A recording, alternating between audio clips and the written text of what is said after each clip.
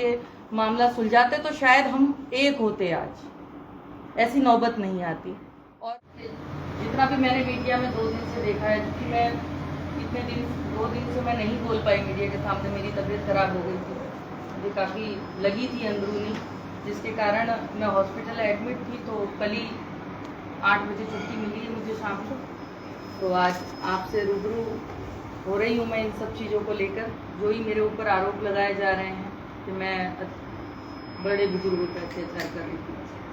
मैं आपको बताना चाहूँगी कि उनके मैंने बयान सुने हैं, लगभग उनकी तरफ से ये आ रहा है कि 5 साल से आप अलग रह रही हो और 5 साल से कोई भी आपका आना जाना यहाँ पर नहीं है।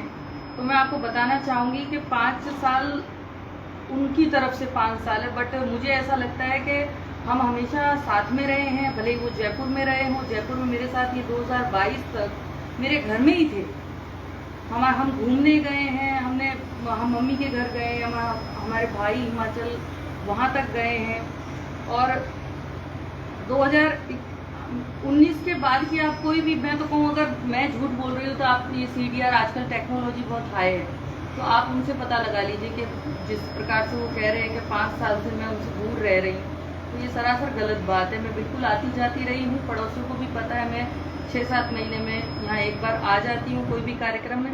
बाकी मेरे साथ बहुत ज़्यादा लोग होते हैं तो एक ही कमरा है घर पे, रहने की इतनी जगह नहीं है उस घर में, तो उस हिसाब से कभी सर्किट हाउस में रूम बुक हो जाता है, तो कभी होटल्स वगैरह में रुकना होता है। और उसके बाद भी मैंने इनकी हेल्प करी। अगर हमारी किसी तरह से लड़ाई होती तो एक बार इन्होंने मुझे बोला कि मुझे 10 लाख रुपए की ज़रूरत है। ये बात लगभग 2020 की है। उन्होंने मुझे बोला 10 लाख रुपए चाहिए मुझे। मैंने तुरंत, इन्होंने कहा घर से मांग ले, तेरे माता पिता से मांग ले। तो मैंने कहा ऐसा है, मुझे बार बार बहुत शर्म आ रही है, इतने सालों से सर्वाइव कर रहे हैं, पापा के बलबूते हैं, अच्छी बात नहीं है ये।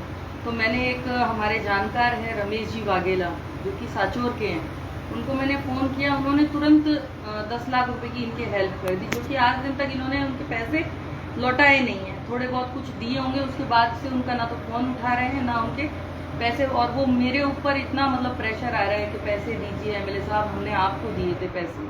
तो आप उनसे पता कर लीजिए, भले अगर किसी प्रकार का मेरा अगर लग रहा है, वो कह रहे हैं कि अमृता झूठ बोल रही होगी, ये भी कह सकते हैं क्योंकि वकील हैं वो। और जब जब इनको ज़रूरत पड़ी है मैंने किया है। पर मैं इनसे ये पूछना चाहूँगी, 2019 से आप अलग थे, पर 2020 में जब लॉकडाउन में 21 दिन का जो लॉकडाउन लगा था, उसमें आप मेरे साथ में थे। इनका एक भांजा, जो कि 2015 से मैं अपने पास रखा हुआ है, इनके परिवार के काफ़ी बच्चे मैंने मेरे पास रखे थे, लॉकडाउन तक मेरे साथ में थे। बट मुझे कोरोना हो गया।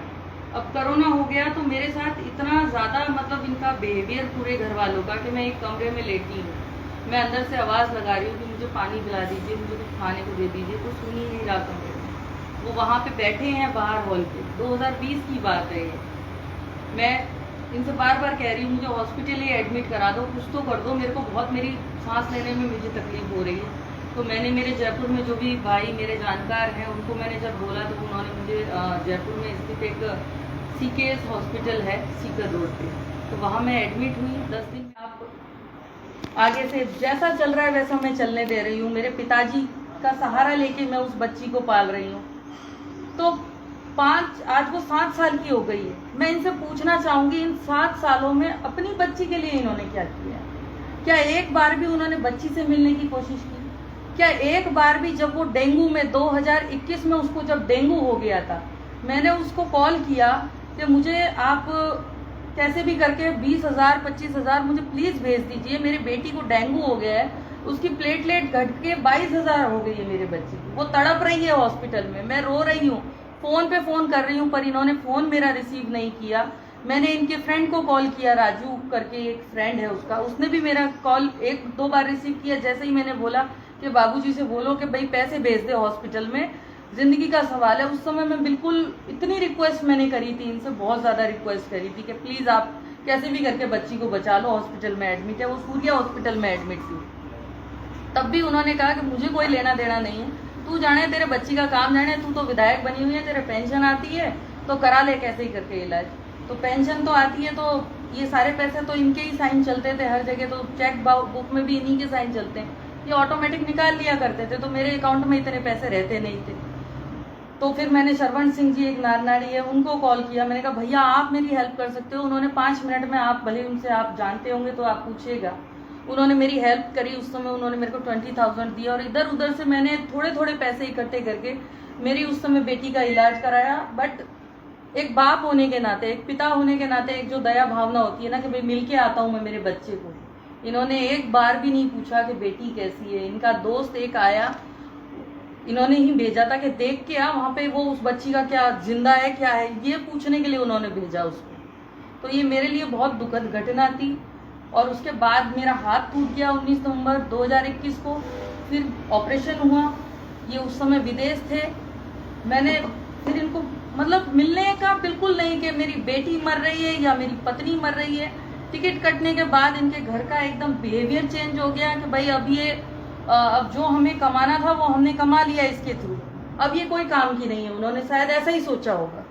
बट मैं तो यही आप सबसे, मेरे जालोर के इतने सभी मेरे भाई बंधुओं से मैं कहना चाहूंगी, मुझे किसी प्रकार का ये तलाक वलाक, मैं इन सब चीज़ों को नहीं समझती। मैं ना ही ज़्यादा कोर्ट कचहरी का मैं ज़्यादा सिस्टम समझती हूँ। इन्होंने कैसे करके ये तलाक लिया है, एक्स पार्टी डिवोर्स, मुझे जानकारी में नहीं आया। मुझे अगर जानकारी में नहीं आया तो क्या ये मेरे माता पिता को कॉल कर सकते थे? क्या ये मेरे किसी परिवार के मेरे चाचा चाची को कॉल कर सकते थे? कहीं तो ये कॉल करके कह सकते थे। और आजकल तो व्हाट्सएप का ज़माना है, आपको किसी को भी कोई मैसेज पहुँचाना है कि ये कार्रवाई चल रही है तो आप व्हाट्सएप पे भी भेज सकते हैं। बट इन्होंने ये भी ज़रूरी नहीं समझा। तो इसके पीछे मैं क्या समझूं कि आपने बिना बताए ये आखिर कैसे इतना बड़ा एक्शन ले लिया? मुझे बताना चाहिए था, क्योंकि हमारे बीच में एक बच्ची है, एक 7 साल की बच्ची, उसके बारे में थोड़ा सोच के अगर ये भी इन्होंने लिखा है कि हमने अखबार के माध्यम से भी